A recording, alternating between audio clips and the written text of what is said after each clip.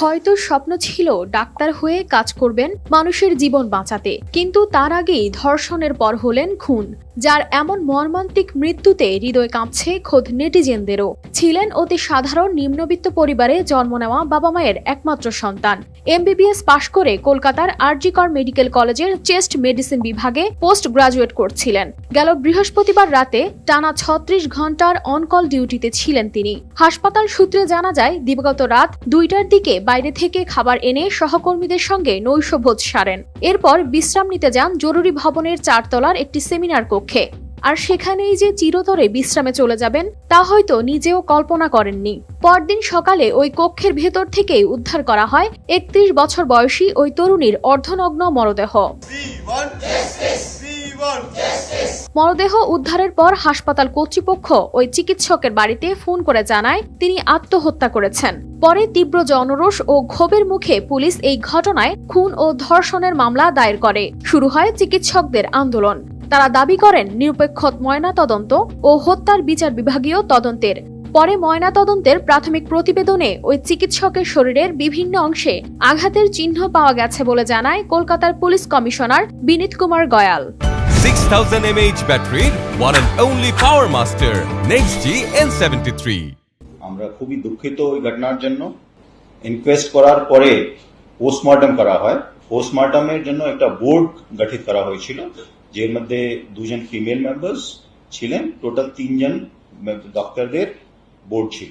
ওটা পুরো ভিডিওগ্রাফিও করা হয়েছে এবং ওখানেও ফ্যামিলি মেম্বার্স এবং স্টুডেন্টসরা অ্যাজ উইটনেসেস প্রেজেন্ট ছিলেন।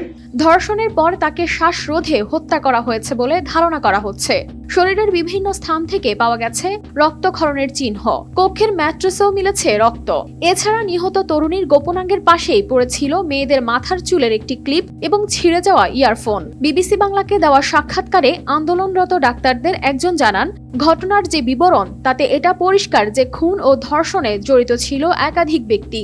নিহত ওই তরুণীর পোস্টমর্টেম ও অটোপসি রিপোর্টের কপি তাদের হাতে এসেছে। তাতে দেখা যায় তার স্টারনাম, কলারবোন ও পেলভিক জয়েন্টে ভেঙে গিয়েছিল।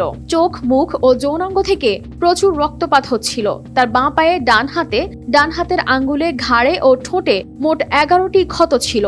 সারা শরীরে নির্যাতনের যে ধরনের লক্ষণ পাওয়া গেছে তা থেকেই তার সহকর্মীরা মনে করছেন এই কাজ কিছুতেই একজন ব্যক্তির পক্ষে করা সম্ভব নয়।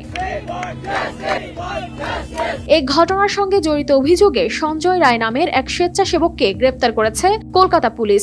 আমরা একজনকে অ্যারেস্ট করেছি এবং নানা রকম এভিডেন্স ওখান থেকে কালেক্ট করেছি ওদের এগেইনস্টে। ইনভেস্টিগেশন চলছে এবং আজকে ওকে প্রডিউস করা হবে কোর্টে। তবে মাত্র একজনকে ধরা হলেও বাকিরা রাজনৈতিক প্রভাবশালী বলেই কি তাদের স্পর্শ করা হচ্ছে না বলে প্রশ্ন আন্দোলনরত ডাক্তারদের। এমন ঘটনায় বিক্ষোভে উত্তাল পুরো পশ্চিমবঙ্গ। চিকিৎসক ধর্ষণ ও হত্যার প্রতিবাদে কর্মবিরতির ঘোষণা দেন রাজ্যের বিভিন্ন জেলার মেডিকেল কলেজ হাসপাতালের বিক্ষুব্ধ চিকিৎসকরা। একই দাবিতে সোচ্চার হয় বিজেপি, কংগ্রেস, বামদল সহ রাজ্যের অন্যান্য দলও। কানিজ ফাতেমা শিমু, RTV।